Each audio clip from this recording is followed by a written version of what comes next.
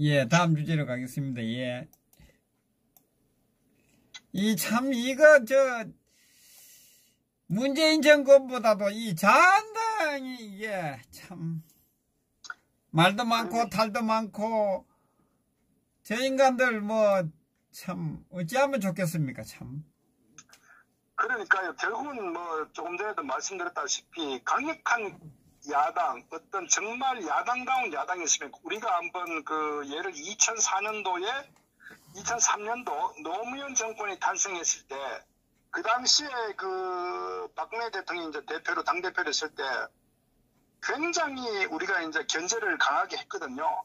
그러니까 참 노무현이가 대통령직 못 해먹겠다고 했지 않습니까? 불과 1년 만에. 예, 맞습니다. 예. 그것은 결국 뭐냐면요. 야당이 강하면 여당이 절대 함부로 못한단 말이에요. 결국 오늘날 이런 대한민국의 몰락은 저는 무능한 이 좌파 정권도 탓이 있지만 결국 어떻게 보면요. 이 문재인 정권의 탄생의 1등 공신이 누굽니까?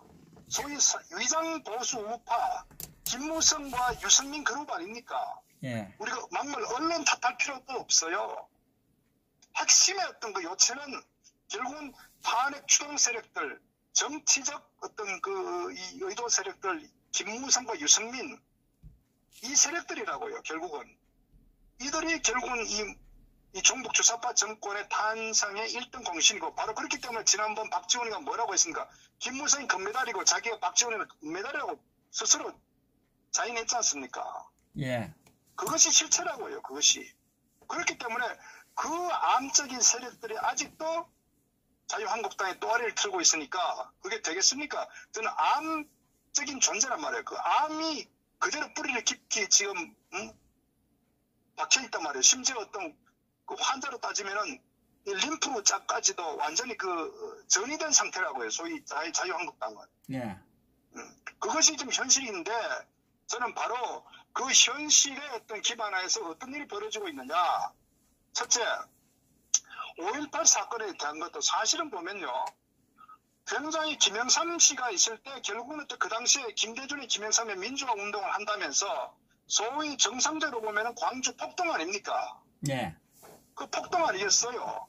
그러니까 군대에서 계엄을 통해서 그걸 진압하기를 간 거 아닙니까? 그런데 결국은 그 당시 언론에서도 또 폭동을 하고 실제 우리가 영상을 봤지만은 정상적 국민이라면은 그렇게 무기고를 탈취하고 예.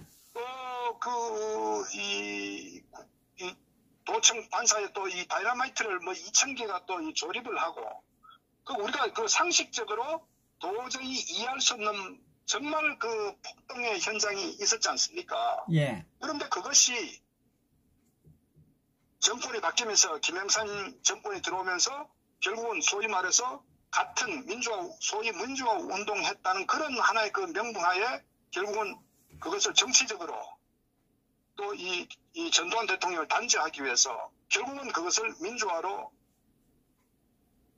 소위 정치화한 거 아닙니까? 그리고 그 이후에 결국 김대중이 오면서 결국 그 많은 예산을 들이면서 당연 성역화되는 거 아닙니까? 이제는 그것이 마치 민주화의 성지인 것처럼 이렇게 좀 왜곡되고 있다고. 저는 이 상황 자체도 결국은 제대로 된 우파 정당이 없었기 때문에 무방비 상태에서 결국은 이 좌파 세력들, 특정 지역의 정치 세력들이 결국은 자기들의 정치적 목적을 위해서 결국은 이렇게 이루어진 거다. 저는 이렇게 판단하는 거예요. 결국은 어떻게 보면은 제대로 된 우파 정당, 우파 이 정체성 가치와 이념을 가진 정당이 없었다. 저는 그것이 어떻게 보면은 하나의 또 이 원인 제공의 어떤 중요한 어떤 저는 원인이었다 이렇게 보고요. 네. 그렇기 때문에 한편으로 보면은 우리가 알다시피 안보는 보수, 경제는 진보하는 이 유승민 같은 정말 좌파 인간을 소위 보수라고 앉혀놓고 그런 인간을 원내대표로 앉히고 횡설수설하는 자기 정치하는 이런 인간들 그리고 기회주의 세력들 편만하면 자기 정치적 사용을 위해 가지고 그래서 지난번 탄핵 같은 것도 반기문이를 그 소합이 앞세워가지고 어떻게 정치적인 영향을 지속적으로 행사해볼까 싶어가 충청 대망론 그러면서 거기에 정진석, 정우택 이런 인간들 또 내각제 선동해가지고 박지원하고 김무성하고 이런 세력들이 전부 다 결탁해서 이걸 꾸민 거 아닙니까? 결국은 결론적으로 제가 말씀드리면 제대로 된 보수 우파 정당이 없었다. 이게 가장 핵심적인 저는 그 중요한 문제 중에 하나다 이겁니다. 그 결과 현재 5.18에 대한 이 문제도 당연히 김진태 의원은 당연히 체포해야 될 거고요. 사실은 김진태 의원은 아니라 보수 정당의 어떤 정치인들도 이 김진태 의원과 동일한 같은 사고를 가져야 된다고요. 그게 정상인 겁니다. 우파 정당에서는. 그런데 아무도 그 얘기를 못 하잖아요. 뭐 사과하고 이러고 있잖아요. 그러니까 가만히 있기라도 하지. 그렇기 때문에 이 사쿠라 같은 김병준이 소위 말해서 그게 언론에서 정치적으로 좌파들이 결국 막 들고 일어나니까 그게 만약 정상적인 자기 우파의 비례위원장, 우파의 가치와 정체성을 갖고 있었다면 무슨 소리야? 이거 여야가 다 합의해서 특검한 거 아니야? 조항 6항에 보면은 결국은 이 5.18 이 사건에 대해서 북한의 개인 여부에 대해 조사하자고 하는 부분 여야 합의해서 특검한 거 아니냐 말이야. 응? 그러면 당연히 거기다 그렇게 받아쳐야죠. 그게 당연한 거죠. 그리고 정상의 천박이든 어쨌거나 이 자한당에 몸담고 있는 정치인이라면은 그 김진태 의원을 당연히 그거에 두둔하고 지지하고 해야 되죠. 그런데 보세요. 벌떼처럼 달려들어가지고 금방 사과해버리지 않습니까? 그리고 심지어 서청원이나 김무성 같은 경우도 마치 5.18의 성역처럼 거기에 좌파에 같이 놀아나는 한 배를 타고 있잖아요. 그럼 저들은 좌파로 가야 되는 거예요. 맞습니다. 그렇기 때문에 이 자한당의 정체성과 가치 이념 자체가 우파 정당이 아니라는 겁니다. 이거 하나만 보더라도. 그리고 지만원식 박사 같은 경우도 그분은 무슨 개인적인 영화가 있다고 18년간 한음을 팔면서 논리적으로 많은 그 논리적 근거를 제시했지 않습니까? 그 18만 쪽에 달하는 이 보고서를 전부 다 정독을 하면서. 예. 그러면 그만큼 한 사람이 있은 다음에 논리적으로 반박하면 그것도 할 수 있는 거예요. 그리고 설사 어떠한 경우더라도 반론이 있으면 토론을 통해 가지고 논리적으로 접근해서 결론을 내면 되는 거예요. 그래서 이번에 특별법 이 특검 이 특별조사건에 대한 것도 그런 관점에서 합의해서 이루어진 거 아닙니까? 그런데 마치 5.18 단체가 성역처럼 5.18이란 이 단어만 나와도 경기를 일으키는 이 세력들, 결국 박지원이가 그때 헌법에 집어넣자고 했지 않습니까? 소위 5.18만 꺼내면은 헌법 위반으로 소위 그런 식으로 정치적으로 이건 잘못됐기 때문에 이건 완전 입에다 자갈을 물려버린 거 아니에요. 이거는 민주주의가 아니죠. 대한민국은 완전히 헌법의 근간을 흔들어버리는 이런 아주 그 무서운 짓이라고요. 그러면 우파 정당이라면은 이건 말이 안 되는 얘기예요. 최소한도 50명, 60명 들고 일어나가지고 그 받아쳐야 된다고요. 그런데 나경원의 같은 여자는 어떻게 합니까? 발꼬리 내려버리잖아요. 그리고 김병준이가 일어나서 5.18 이 망언이라고 자당이었던 그 정말 우파 정치인을 그런 식으로 완전히 매도시켜버리니까 그러니까 언론도 공격하고 이게 무슨 야당입니까? 이게 무슨 우파 정당이에요? 그거 다 의도된 거 아니겠습니까?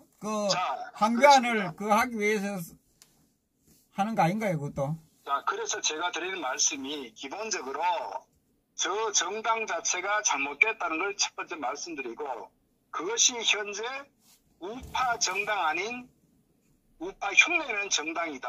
이것이 이제 현재 자유한국당의 이 현 주소라는 것을 이제 명확하게 좀 우리가 인식해야 된다. 이것을 말씀드리고 그 다음에 저들도 결국은 정치공학적으로 접근하고 있거든요.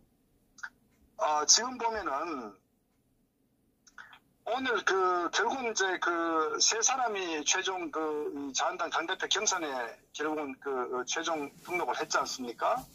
예. 결국 이제 오세훈이가 등록했단 말이에요. 황교안하고. 그런데 이게 지금 묘하게 돌아갑니다. 무슨 얘기냐 보십시오. 이 5.18에 대해서 김진태를 완전히 망나니로 매도시켜버린다고요. 오늘 광주에 가서 전주에 갔을 때도 많은 언론들이 거기다가 굉장히 이제 현장에서만 있었죠. 그러면서 사실 어떻게 보면 비판하더니 저 5.18 주도 세력들이 거의 뭐 폭도처럼 그렇게 했지 않습니까? 예. 그리고 저도 뭐 잠깐 봤는데 어떤 사람은 마치 너희 나라로 가라는 듯이, 어? 그러니까 사고 자체가 정상적인 국민이 아닌 거예요. 저들은 거의 폭도에 준한단 말이에요. 그러면 오늘 경찰도 안 보셨습니까? 경찰도 그 뒤에서 광주에서 거의 뒤로 빠져버린 걸 저도 봤어요. 아니 국민이 국회의원이 어떤 소위 말 폭도처럼 보이는 세력들이 갖고 위험한 상황인데 그러면 우리가 얼마나 서울같이 집회할 때 경찰들이 철저하게 방어를 하지 않습니까? 예. 근데 광주에서 경찰들 뒤로 빠져버리잖아요. 그 대한민국 아닙니까 거기는? 거의 치외 법권 지역입니까? 그것이 그쪽 현 주소라고 그게 정서라고요. 그러면 잘못됐단 말. 그러면 언론에서도 그런 데서 비판을 해야 된다 말이에요. 예. 그런데 그 비판은 오히려 김진태가 왜 거기에 국회에다가 그런 5.18에 대한 토론의 장을 깔아줬느냐. 그 의도적 그런 거 아니냐. 그리고 거기 가면 그럴 줄 몰랐느냐. 당신의 정치적 의도 아니냐. 이런 식으로 언론에서 매도하면서 황교안이하고 인터뷰했을 때 저 180도 다르게 김진태를 그런 식으로 매도해버린다고요. 완전히 인간 폐륜으로 만들어버린 거예요. 언론이. 그러니까 왜? 당연하죠. 기본적으로 김진태가 추구하는 정치 이념은 정통 우파 정당을 추구한다고요. 이념적으로도. 저들은 극우라 하지만은 극우가 아니라 지극히 정상적 가치와 정체성의 사고를 갖고 있는 국회의원이고 그것이 바로 이 대한민국 우파 정당이 지향해야 될 저는 가치다 이렇게 보는 거예요. 그럼 예, 그게 예, 정상인데 그 정상을 비정상으로 매도해가지고 극우로 매도해버리고 지만원 박사 같은 사람도 완전히 극우로 세력으로 매도해버리고 이것이 오늘날 지금 대한민국 현주소인데 결국은 그것은 말씀드렸듯이 언론 노정에 장악된 소위 특정 지역 세력과 이 좌파 세력에 이 장악된 이 언론이 결국은 자신들의 입맛대로 결국 우파의 정치 세력까지도 마음대로 주무르려고 하는 그런 전략적 의도가 녹아있다. 이것을 우리가 알아야 된다고요. 자, 거기다 얼마나 또 코미디 같은 얼마나 우스운 일이 있었느냐. 이 정청래가 말이에요. 정청래가 자기 또 정청래 TV라는 게 있어요. 그 친구가. 있어요. 그 정청래가 이거 뭐냐면 또 보면은 또 자한당을 얼마나 조롱을 하느냐. 하루 만에 또 꼬리 내렸다기라. 그러니까 이 김병준이 이런 거 사과하는 이 모습을 보면서 정청래는 하루 만에 꼬리를 내렸다 하는 거예요. 그러니까 5.18 이 사건에 대해서 융단 폭격을 하고 있단 말이에요. 지금 좌파 정당이든 언론이든 융단 폭격을 심지어 우파 내 정당에서 그렇게 완전히 자당했던 의원을 방어하기는커녕 사과해버리는 누구한테 사과하는 겁니까? 그러니까 이 좌파 세력들 볼 때 얼마나 한심하게 보겠어요. 만약 입장을 바꿔갖고 우리가 지난번 경험했지 않습니까? 손혜원이 같은 저런 투기꾼을 천하의 국민들도 모든 국민들도 다 비판하는 것을 저들은 철저하게 감쌌잖아요. 예. 서영교 같은 경우도 감쌌지 않습니까? 그러면 이 당내에서 손혜원이나 서영교를 비판하는 국회의원이 있었습니까? 좌파 정당에서 너무나 파렴치하고 뚜렷한 명확한 어떤 그런 파렴치범들한테도 자당 정치 세력이라고 감싸버리잖아요. 그런데 왜 우파 정당은 소위 우파로 간 정당은 옳은 소리 하는에도 불구하고 거꾸로 그것을 사과를 하냐 이것이 보수 정당입니까? 이것이 바로 이들의 현 주소란 말이에요. 그러니까 저는 이 부분에 있어서 정치공학적으로 왜 저들이 이렇게 하느냐 하는 부분은 말씀드렸다시피 결국은 황교안이가 언론 인터뷰할 때는 굉장히 예의 바르게 황교안은 굉장히 깍듯이하고 황교안이 하나 대한 세력처럼 떠받든단 말이에요. 이 좌파 언론들조차도. 왜? 네. 거기는 황교안이는 탄핵의 상당 부분 묵시적 동조했다는 것을 결국은 그들이 그 사람의 행적을 보내서 알 수도 있고 예. 또 하나는 언론도 결국 탄핵의 주동 세력이 있기 때문에 결국 그러니까 황교안의 어떤 이런 그 정치력이나 어떤 댐댐에 봤을 때 자기들 컨트롤하기 좋다 이런 판단할 수도 있겠죠. 그리고 맞습니다. 한편으로는 또 이 탄핵 프레임 씌우기가 이 전략적으로 굉장히 유리하거든요. 지금은 황교안을 만들어 놓고 우파 정당에서 그 다음날 총선에 갔을 때 황교안이 어떻게 너 박근혜 정부의 2인자 아니야. 너 탄핵에 같은 동조 세력 아니야. 이렇게 해갖고 전략적으로 매도시키는 그런 전략이 숨어 있다고. 우선 황교안을 띄워놓고 나중에 황교안을 죽여버린다고요. 그 죽일 때는 박근혜 대통령과 함께 국정농단 세력 탄핵에 반성은커녕 속죄하지는 못하고 정치판에 뛰어들어가지고 다시 한 번 더 국정농단 하려고 이런 프레임을 씌운다고요. 쟤들은. 그래서 일단은 황교안이를 만만하니까 오세훈이 왜 그러냐. 오세훈은 저 정치력 1억도 안 되거든요. 뺨도 안 된단 말이에요. 오세훈이는. 그러니까 저들이 만만한 세력을 결국은 합설이라고 띄우는 그런 정치적 전략적 의도가 있다는 것을 우리 국민들은 특히 보수 애국 국민들은 정말 알아야 되는 거예요. 맞습니다. 그래서 언론이 띄우는 건 우리는 반대를 해야 되는 거예요. 왜? 언론이 이뻐서 보수 정당을 이뻐서 좋은 평을 하겠습니까? 항상 언론은 자신의 정략적 의도에 따라 움직인다는 것을 우리 애국 국민들은 철저히 깨달아야 된다. 그것을 제가 말씀을 드립니다. 그래서 역설적으로 반대로 김진태 의원 같은 경우는 저도 가장 껄끄러운 거거든. 왜? 김진태 의원이 만약에 당대표가 되면 결국은 자한당에 혁신적 변화가 온다는 것을 저들도 알거든요. 그게 첫 번째 뭡니까? 탄핵의 부당성을 받친다는 거 아닙니까? 그리고 특검, 이 드루킹, 이 김경수의 이런 그 댓글 조작 사건에 대해서 반드시 특검한다고 선언했지 않습니까?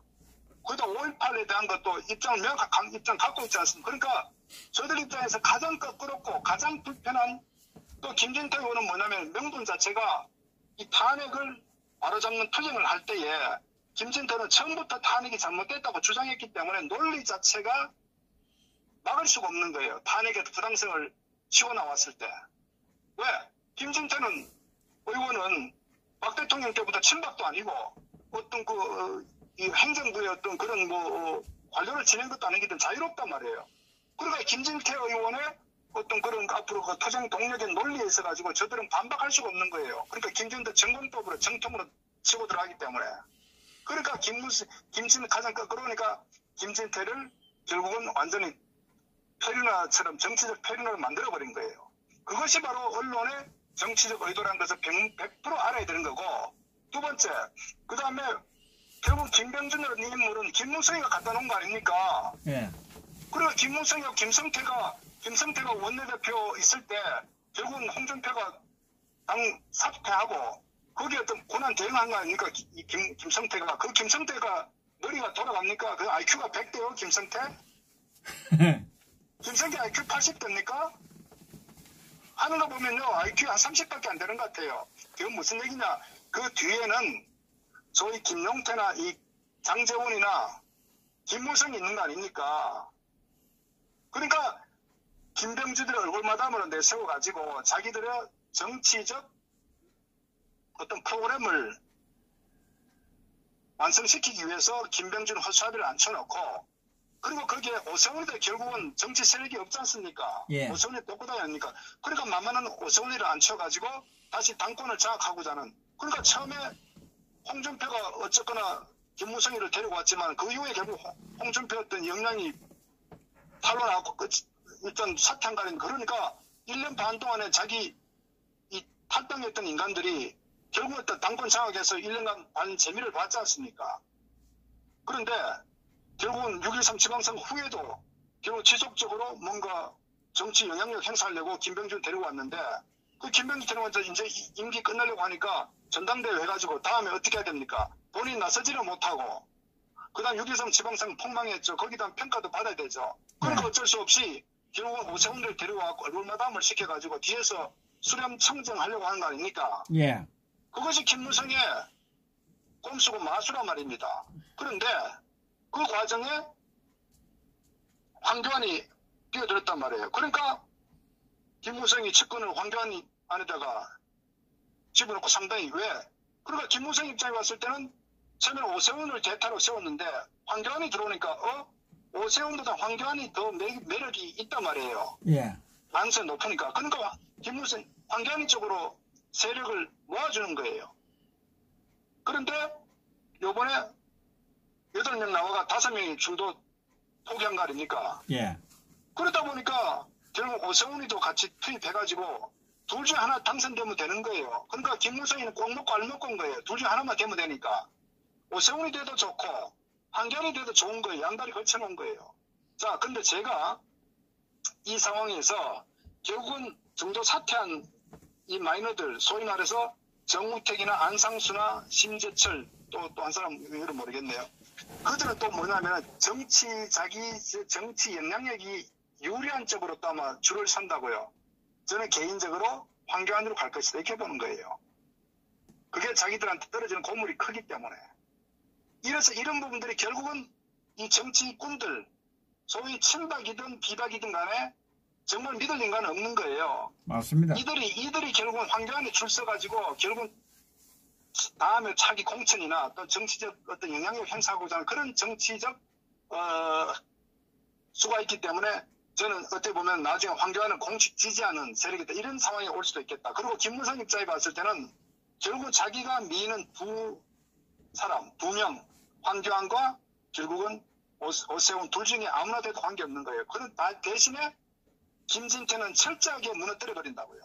맞습니다. 그래서 그런 배경에서 5.18에 대한 부분도 결국은 이렇게 완전히 지속적으로 만들어가고 그래서 혹시 바로 유리유에다가 제소시켜버린 거 아닙니까? 세상에 바른 소리 하는 사람을 특히 보수정당에서 옳은 소리 하는 걸 유리유에 해부한다? 이게 넌센스 아닙니까? 이것이 바로 저들의 마수고 꼼수라는 겁니다. 그러면 현재 정치 세력들은요, 국회의원들은 결국 자기 공천 때문에 철저하게 황교안에 줄 서고 결국 김무성과 척을 지지 않는 이런 정치 형태를 보일 겁니다. 자, 그러면 이대로 방치하면 안 되겠죠. 나라가 망하니까. 예. 그래서 제가 드린 말씀은 이제는요, 총칼 안 드는 전쟁 개념으로 싸워야 되는 거예요. 싸우는데 결국은 우리가 뭐 당 외에 있든 안에 있든 간에 소위 자한당 당원들, 책임당원들도 제가 정말 간곡히 부탁드리는 게 이런 정치꾼들의 이 술수에 절대 속아 넘어가면 안 된다. 이제는 정말 우파 정당이 사라진다는 겁니다. 기회주의 정당만 남고. 그래서 정말 그 김진태 의원을 적극적으로 도와야 된다. 저는 오늘 보면서 김진태 의원은 정말 외로운 투쟁을 하고 있다. 언론에서는 완전히 정치 패륜화로 낙인 찍히고 예. 당내에서는 어느 누구도 김진태를 도와주지 않고 기존의 친박이든 비박이든 다 자기가 자신들의 정치적인 사욕을 위해서 줄서기 하는 방향을 흘러가고 그 뒤에서 또 김무성의 마수는 또 여기저기 또 손을 써가지고 뒤에 또 작업 공작을 하고 있고 김병준이는 소위 비대위원장에게 이 김진태 의원을 결국 윤리위 회배하고 다음권 만약에 정지가 된다면 이미 끝나버리죠. 그까지는 못하겠죠. 그러나 그만큼 타격을 줘가지고 김진태는 극으로 몰아세우고 그러니까 이미 그 정치적으로 끝난 5.18에 대해서 그런 어떤 정치 이용한다는 굉장히 극우적인 행태다. 당에 도움이 안 된다.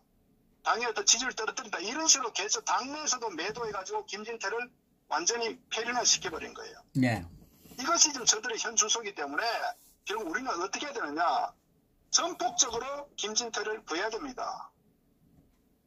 저는 어떤 의미에서 보면은 탄핵이 1차 탄핵이 박 대통령 이렇다면 지금 2차 탄핵은 결국은 대구 우파, 이 정통 우파 정당을 탄핵하는 이런 상황을 가고 있다. 그래서 지금 김무성이 정말 악마 같은 마귀예요.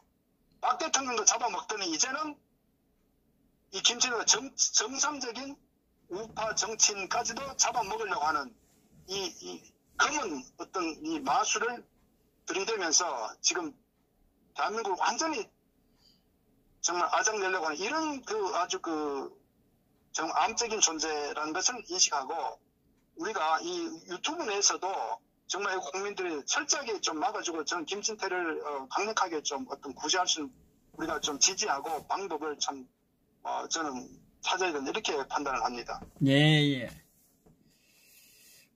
오늘 뭐 강규관서 봉변당 그 부분에 대해서 한 말씀을, 예. 그러니까 저는 아까 말씀드렸다시피 그 단적으로 예. 저는 그런 생각 들었습니다.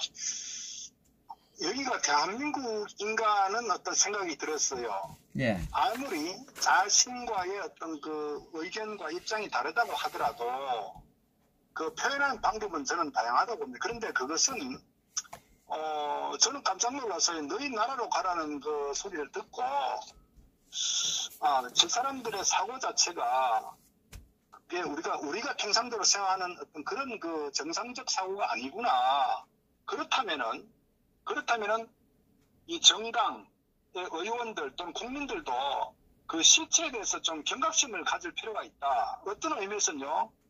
박 대통령이 어떤 탕평 인사를 한다면서 호남의 어떤 인사를 상당히 많이 포용을 했죠. 아마 이 홍보 쪽 파트에서 이정현도 마찬가지로 이남기, 이정현 뭐 등등 우리가 탄핵 관련 세력들 보면 대부분 다 호남 세력 아닙니까? 많이 그 탕평 인사를 했다고요. 근데 결국 그 세력들로부터 칼을 맞은 아닙니까? 쉽게 얘기하면은. 그리고 저 신보라, 기억나네요. 그 친구도 또 이번에 최고위원 나왔던데, 제가 저런 코미디가 있나. 걔가, 저는 능력 뭐 하던 친구인지 모르겠는데, 어쨌거나 비례대표 들어왔죠? 예. 탄핵 찬성했죠? 예. 탄핵 찬성이 원래 김무성이 따라서 탈당해야 되는데, 탈당하면 의원제 상실하니까, 몸은 자유한국당이 있으면서 탄핵해놓고 밤에는 같이 어울리고 예. 이런 세력이 있는데 그런 세력이 다시 최고위원도 나왔다는 것 자체가 얼마나 웃기는 거예요. 바로 그것이 자유한국당이 현재 굉장히 암세포가 뿌리 깊게 지금 퍼져 있는 상황이다. 이것을 제발 저는 자유한국당 당원 여러분 제발 정신 차리시고 웬만하면 다 아실 겁니다. 이런 상황에 대해서. 이번에 철퇴를 가야 된다고요. 안 그러면 영원히 정치꾼들의 놀이개로 전락한다. 그것을 좀 떠들이게 좀 느꼈으면 좋겠습니다. 이번에 정말 이거 뭐 대선의 어떤 그런 일반 국민이 관여하는 그런 선거가 아니기 때문에 이 정당 행사이기 때문에 충분히 이 당원분들의 어떤 그 표와 뜻에 따라서 이게 어떤 그 결과가 달라질 수 있기 때문에 저는 절대적으로 설사 자기 지역구의 지구당 위원장이라고 하더라도 거기에 대해서 올바른 표심을 좀 행사했으면 좋겠다. 저는 정말 그렇지 않으면은 이게 당내 행사지만은 이게 잘못되면은 결국은 문재인 좌파 정부를 잡아먹히는 결국은 대한민국이 종국에는 김정은에게 잡아먹히는 그런 어떤 하나의 시발점이 될 수도 있다는 걸 꼭 명심했으면 좋겠습니다. 맞습니다. 네, 꼭 좀 그걸 부탁드립니다. 네. 참 답답합니다, 그죠? 참. 결국 홍준표가 그제도 슬쩍 이야기했지만 그만둔 이유는 뭐 많은 이야기들이 오늘도 보니까 있습니다. 한교안을 지지하기 위해서. 이런 이게 왜, 지지하기 위해서, 포기했다. 뭐 이런 이야기도 들리고 하거든요. 저는 이렇게 봅니다. 결국 홍준표도 정치적 생명을 이어나가야 되거든요. 예. 그러니까 이게 결국 이제 완주를 하게 되면은 홍준표는 당내에서도 사실 세력이 없어요. 그러니까 홍준표를 지지하는 홍카콜라 소위 말하는 홍준표 어떤 발언이 시원하다고 하는 물론 지지하는 분들도 있지만 그러나 저는 그것은 정치적인 영향력을 행사할 정도의 세력이 아니라는 겁니다. 더더구나 정치인들, 당내 국회의원도 홍준표를 따른 국회의원들 거의 없어요. 소위 당내 배현진 씨나 한 사람, 여성, 다른 사람이 있는데, 거의 없어요, 보면은. 그러니까, 홍준표도 굉장히 거의 외통수가 돼버렸죠. 오죽하면 김성태가 홍준표를 거의 평병원처럼 그냥 까버렸잖아요. 그러니까 결국은 홍준표도 어차피 원래는 이 경선 참여해도 결과는 본인이 안 된다는 걸 알고 있었을 거예요. 그러나 그래도 하지 않으면 완전히 잊혀져 버리기 때문에 예. 정치는 잊혀지면 끝이거든요. 예. 그러니까 일단 발을 담궜는데 어쨌건 돌아가는 상황이 보니까 이 황교안 쪽으로 많이 흘러가는 것처럼 또 띄우고 하니까 결국은 나중에 이제 그 완주했을 때 표를 개봉했을 때 정말 더 비참할 수도 있기 때문에 결국은 어떤 퇴로의 어떤 명분을 그것으로 저는 삼았고, 가장 먼저 불참에 선한 것 정치적인 어떤 하나의 그 전략적 측면에서 저는 그렇게 했다 이걸 보고요. 그 다음에는 결국은 자기 어떤 그 따라서는 뭐 그 대사람을 또 밀 수도 있겠죠. 결국은 어떤 정치 생명을 일어나려고. 다음에 공천을 받든 또는 자기 어떤 뭐 대권의 또 어떤 미련을 여지를 남기려고. 그런 뭐 철저한 정치적이고 상당히 뭐 어떤 전략적 측면에서 어떤 자기 의사결정했다 이렇게 봅니다. 그것이 저들의 어떤 정치 공학이라고요. 그 정도 정치 공학하는 부분은 뭐 다 눈에 보이지 않습니까? 나머지 세력들도 마찬가지고. 뭐 당대표를 해서 그렇지 정치 기반은 없죠. 그 자유한국당에서는. 그죠? 아니 없죠. 왜냐면 처음부터 그 홍준표 씨가 그 대선에 들어온 것도요. 임명진하고 정우택이가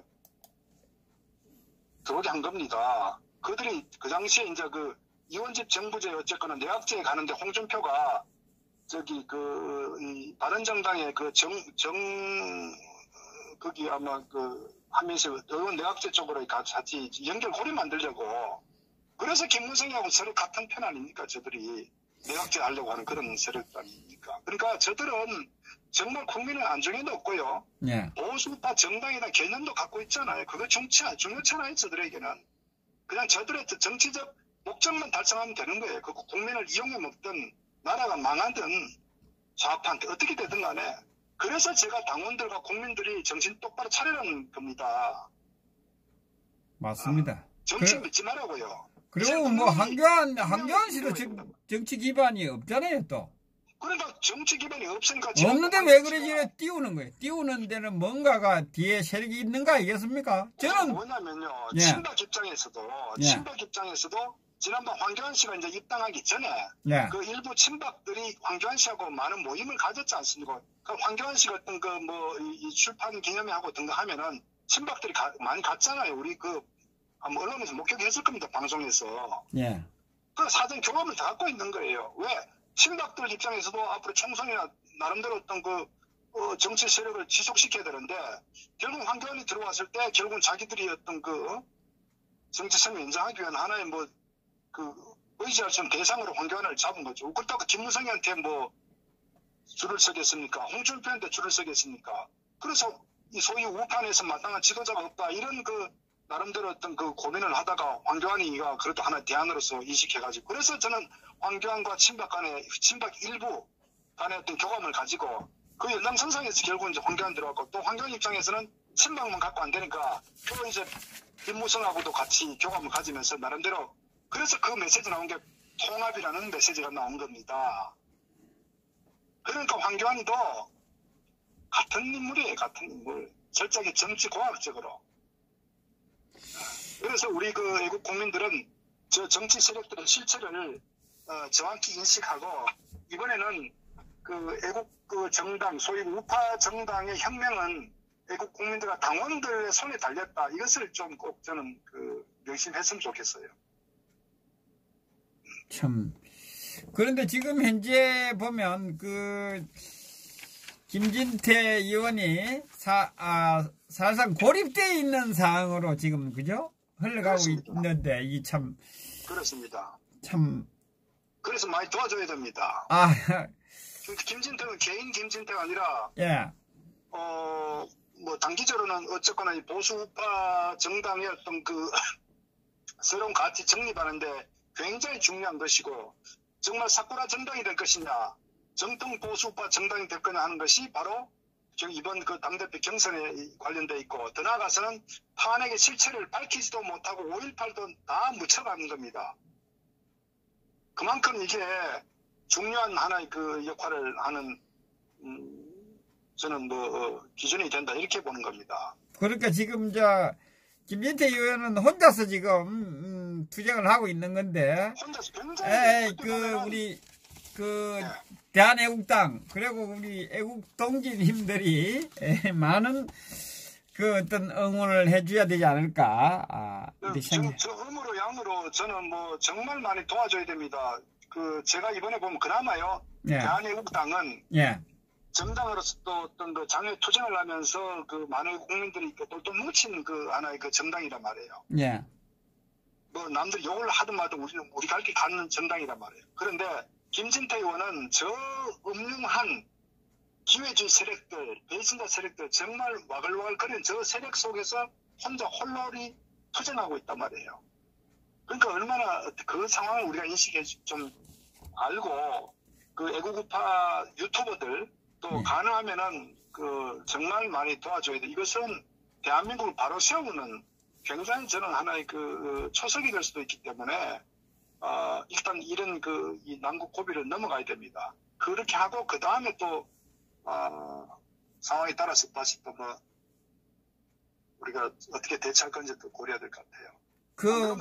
자유한국당이 보면 그 대선 때도 마찬가지잖아요. 그죠? 그게 놀아놨지 않습니까? 사실상 그 술수에 또 이번에도 그러면 안 되기 때문에 참 우리 우파 국민들이 도와드려야 될 것 같아요. 네, 도와주고 유튜버들도 좀 명확하게 저는 참 제가 안타까운 게 우파들이 항상 제가 지적하지만 기회주의적 행태를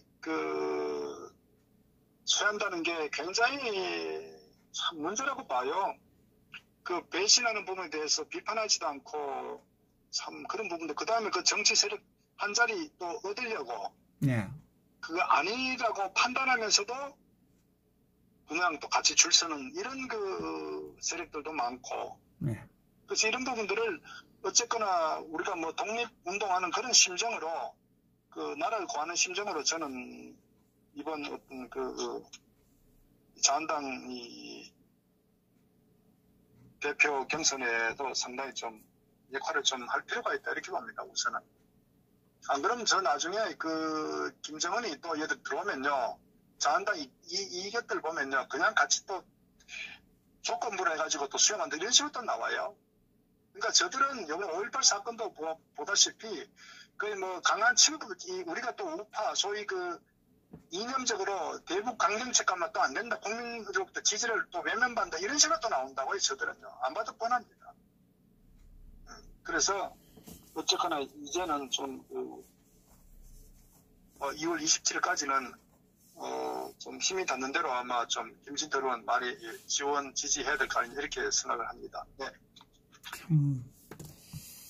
그 혼자서 투쟁하고 있는 모습이 참 안타깝습니다. 많이 좀 도와주시고 지금 우리 대한애국당의 안에서도 그 한교안 씨를 지지하고 있는 세력이 있다. 저도 생각이 드는데 우리 박사님은 어떻게 생각하세요? 뭐 정확하게는 볼 수 없지만 많이 있는 것. 선의로 해석하면은 그 황교안 씨의 어떤 그런 행적에 대해서 굉장히 긍정적 선의로 해석하겠죠.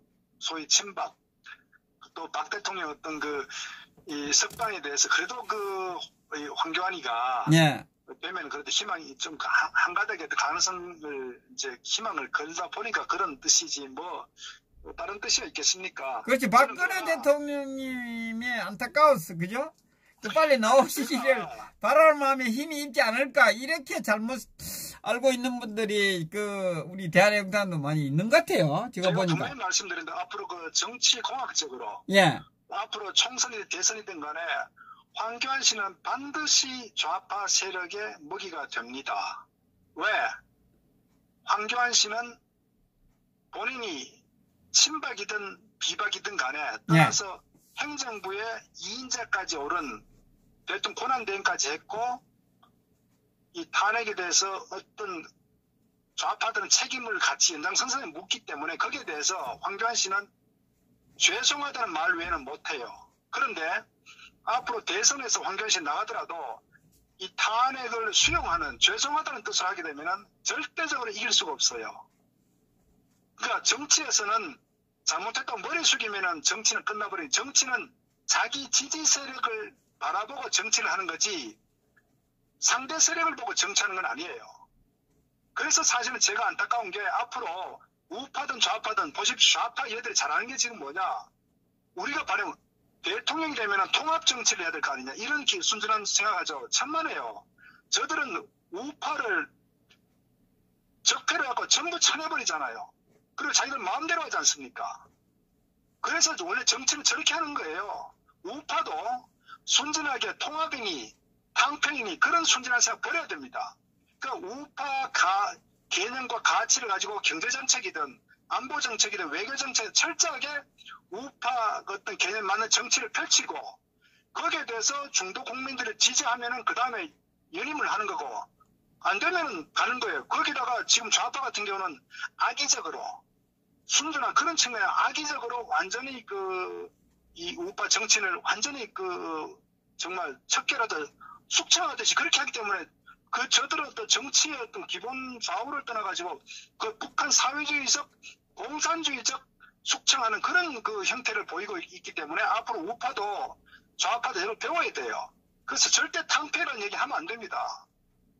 그리고 절대 상대 지지자들에게 머리를 숙이면 안 돼요.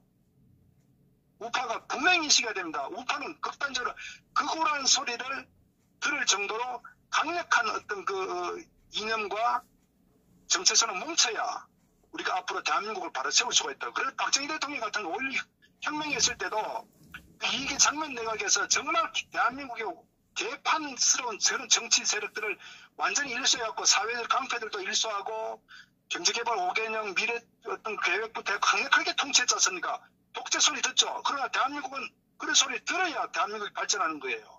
그래서 우파가 그러한 사고를 반드시 가져야 된다. 저는 그 측면에서 현재 김진태 의원이 추진하는 그런 사고는 굉장히 중요하다. 그래서 모든 대한민국 보수 정당은 그러한 사고와 같이 이념들 똘똘 뭉쳐야 된다. 이걸 제가 꼭 좀 당부드립니다. 예. 예, 우리가 지금 이제 댓글에서도 왜 우리가 자한당에 있는 그대로 우리가 이야기하고 있을 뿐이고 그렇지 않습니까? 그래서 한 번 더 우리 황교안 씨와 김진태 의원 두 분을 한 번 더 평가를 또 이 방송을 안 보신 분도 계시기 때문에 좀 짚어주시면 정확한 판단을 할 수 있게. 그럼 딱 두 가지입니다. 예. 문재인을 싫어하는 국민들 입장에서는 문재인을 끌어내야 되겠죠. 예. 근데 문재인 좌파 정권은 보통 좌파 정권이 아닙니다. 굉장히 무장이 잘 돼 있고 굉장히 치밀하고 굉장히 아주 잔인하고 독한 그런 세력이라고요. 그러면 저들은 그냥 수순이 내려오지 않습니다. 그러려면은 저 문재인 좌파 정권을 내리려면요 굉장한 투쟁력이 필요해요. 어떤 정상적인 어떤 정치적 사고 갖고는 문재인 정권을 못 끌어내립니다. 예. 저들은 눈도 하나 깜짝거리지 않아요. 윤석열이 보세요. 어떻게 잡아놨습니까? 없는 죄 만들어서 그냥 집어넣어버린다고요.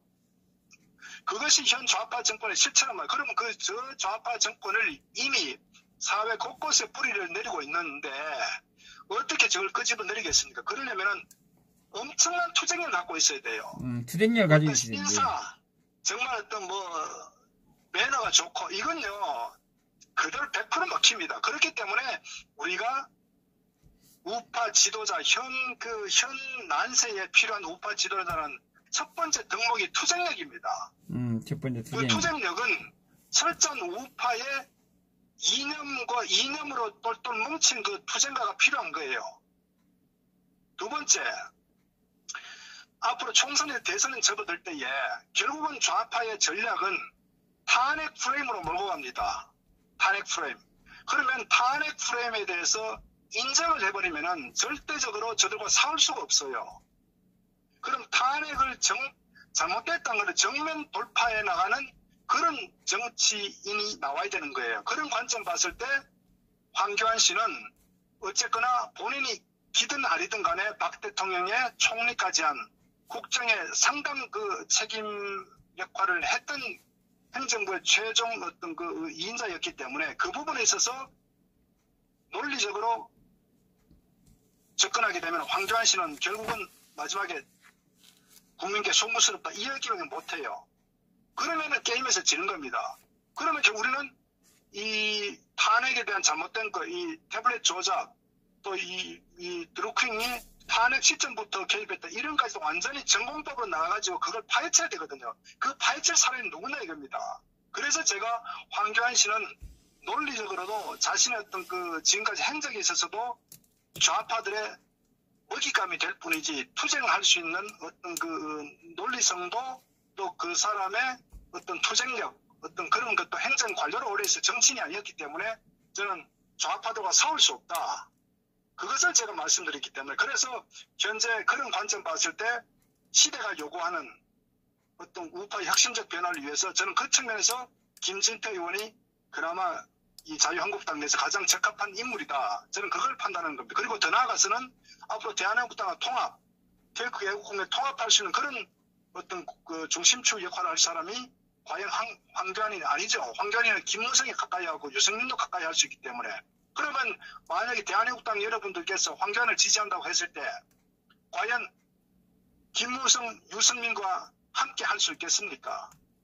안 되잖아요. 그렇기 때문에 황교안 씨는 대한민국당 당원들과 태극기국 국민들과 함께 양립할 수 없는 그런 구조적인 현재 이미 정치에 깊숙이 개입되어 있다. 김무성과 탄핵 찬성 세력들과 그 실체를 정확히 알고 좀 의사결정 선택을 하라는 얘기입니다. 요건 넘어가도 결국은 황교안이 탄핵은 이미 역사적 평가를 받았다. 헌재에서 이미 결정났다고 탄핵을 존중한다고 했지 않습니까? 황교안 씨가. 네, 존중한다 그랬지. 그런데 어떻게 탄핵을 다시 밝힐 수 있습니까? 그러면 황교안 씨가 태블릿 PC에 특검할 것 같아요? 안 하죠. 우리가 자꾸 뭐 거기에 대해서 입장을 내놔라 하는데 이미 입장을 내놨는데 무슨 입장을 내놔라 하는 거 우리가 잘못이네요. 그죠? 그러니까요. 황교안 씨는 태블릿 PC 특검 못합니다. 그리고 김경수 여기다 이 특검도 잘 못해요. 황교안 씨는요. 자기 대선에 대한 어떤 연착륙에 대한 그 방향을 가지고 있는 거지 통합이라는 어떤 메시지를 가지고 그러니까 이 애국 국민들, 태극기 국민들, 대한민국당이 주장하는 그런 그 정치적 프레임하고는 저는 맞지 않아요. 그 구조적으로 양립이 안 돼요. 그걸 알아야 된다고요. 그래서 황교안 씨 개인적으로 인품 훌륭하던 그게 떠나가지고 정치 중심에 와서 이미 정치 세력과 함께 가기 때문에 그것은 박대통령이 이미 지난 과거라고 치부해버린다고요. 그렇기 때문에 황교안 씨 박 대통령 석방권에 대해서도 나중에 여론이 바뀌면 이런 애매모호한 얘기 하지 않습니까? 그리고 태극기 애국 국민들 명쾌한 얘기 하지 않잖아요. 네. 그것이 황교안의 그 실체다. 그러면 그 사람의 속마음이 어떻든 간에 이미 정치적으로 김무성과 탄핵 찬성 세력들과 이미 함께 갈 수밖에 없는 그런 상황에 지금 놓여있기 때문에 또 황교안 씨를 바치고 있는 참모진들도 이미 탄핵에 깊이 개입했던 관계자 같은 세력도 같이 하고 있기 때문에 안 돼요. 결국은 그 탄핵 세력과 함께 배를 타고 있다 이렇게 뭐 해석해야 되겠습니까? 그럼요. 이미 들어와 버렸기 때문에 예. 그래서 황교안 씨가 정치적 메시지가 자꾸 통합 얘기하잖아요. 예. 그 통합하는데 우리가 유승민하고 함께 할 수 있나요? 함께 할 수 있으면 황교안을 지지하라고요. 근데 할 수 없지 않습니까? 그렇기 때문에 황교안의 한계라는 겁니다. 그게. 그리고 그 부분도 아까 한교안은 인품이 어떻고 했는데 저는 그 부분에서 반론을 제기하고 싶은 게 3월 10일 날 돌아가신 분이 있고 거기에 대해서 아무런 입장 표명을 하지 않았고 그리고 박근혜 대통령님이 그 어려움에 처해 있는데도 거기에 대한 아무것도 하지 않았거든요. 제가 이제 왜 이 말씀드리냐면은 예. 반드시 저는 제가 지난 황교안 씨 인성이 먼저다는 얘기도 제가 얘기를 했을 거예요. 그리고 왜 그러냐? 혹시나 그 황교안 씨의 황교안 씨 어떤 지난 행적에 대해서 언론에서 그렇게 띄운단 말이에요. 그게 속지 말라는 얘기입니다. 언론에서 띄우는데 속지 마라. 예. 그럼요. 그 목소리의 중후함 이러면서 인품이 훌륭한데 이렇게 하는데 거기에 속지 말라는 거예요. 그 이면에 김정은이 보세요. 얼마나 김정은이 추종하는 세력들이 많아요. 김정은이 뭐라 그럽니까? 정말 젠틀하고 지혜롭고 이 얘기 많이 하죠. 김정은의 뒷면에 악마가 도사리고 있다고요. 정치인들의 뒷모습은 일반 국민들의 생각은 전혀 다릅니다. 그리고 어쨌거나 황교안 씨는 자신이 어쩔 수 없는 그런 정치적 이미 그 발을 드러놨기 때문에 이제는 빼도 박도 못해요. 그래서 황교안 씨를 지지하는 분들은 큰 코 다칩니다. 태극기를 한 번이라도 들었던 분들은 이미 황교안 씨는 건널 수 없는 다리를 건너버렸다고요. 그걸 좀 아셨으면 좋겠습니다. 그리고 향후의 대선에 있어서도 황교안 씨는 완전히 탄핵을 존중했기 때문에 좌파들과 싸우는데 한계가 있다는 것을 제가 분명히 말씀드립니다. 그러면 탄핵은 어떤 경우든 다시 재조사 내지 원점 돌릴 수 없다는 것을 제가 분명히 말씀드립니다. 예, 수고하셨습니다. 네, 감사합니다. 네.